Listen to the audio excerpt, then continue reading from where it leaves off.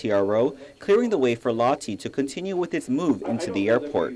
However, according to Lahti's attorney Cesar Cabot, Judge Bordallo not only dismissed the TRO, he dismissed the entire lawsuit altogether. According to his decision and order, Bordallo dismissed DFS's action based upon its lack of subject matter jurisdiction, along with DFS having failed to exhaust its administrative remedies prior to commencing its action. Aside from the TRO's dismissal, the original complaint filed on May 30 was also dismissed. According to Cabot, in today's order, the court found that DFS's May complaint did not comply with Guam rules and procedures and Guam law.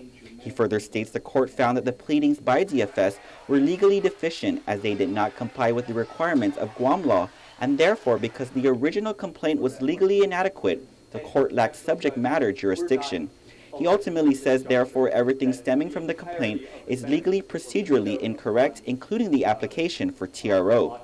Cabot says what was surprising was that along with the court rejecting the TRO, it went beyond that and dismissed the whole case without prejudice. DFS had filed the TRO on Monday, just 2 days after DFS and Lahti had already started the transition over the weekend. Under the contract with Lahti, the airport is guaranteed rental revenues to increase from the current $4.5 million to $15.4 million, with a potential for further increased revenues based on percentage rent. In addition, Lahti has also agreed to improve the airport's retail concession space by investing a minimum of $23 million in capital improvements, as well as renovating the airport food court and restroom facilities at no additional cost to the airport. Lahti, in the meantime, has already hired 125 people.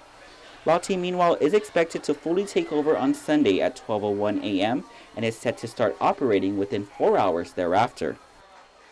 We should add Judge Bordallo dismissed the matter without prejudice, which means the plaintiffs can still bring suit at a later time. DFS attorney Bill Blair refrained from commenting as he is still consulting his client, but says this is definitely not over. It was earlier this week when he told KUAM that even if the TRO was not granted, DFS would intend to continue to pursue remedies, saying, quote, "the battle will go on," end quote. Cabot, meanwhile, says he's naturally elated, adding he believes the court made the right decision. He says Lahti can now concentrate on the task at hand and begin the long-standing relationship with the airport and the people of Guam to provide first-class facilities to our island.